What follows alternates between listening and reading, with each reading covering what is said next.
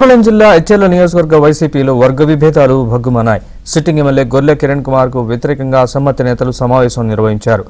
వచ్చే ఎన్నికల్లో గొర్లె కిరణ్ కు సీటు కేటాయిస్తే ఓడించి తీరుతామని అధిష్టానానికి అల్టిమేటం జారీ చేశారు.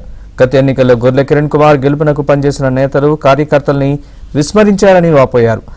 జగన్ ముద్దు గొర్లె కిరణ్ వద్దు అంటూ పెద్ద ఎత్తున నినాదాలు చేశారు. తమ మనోభావాలకు వ్యతిరేకంగా కిరణ్ కుమార్ కు మళ్లీ టికెట్ ఇస్తే పార్టీకి ఇబ్బందులు తప్పవని అసమ్మతి నేతలు హెచ్చరించారు.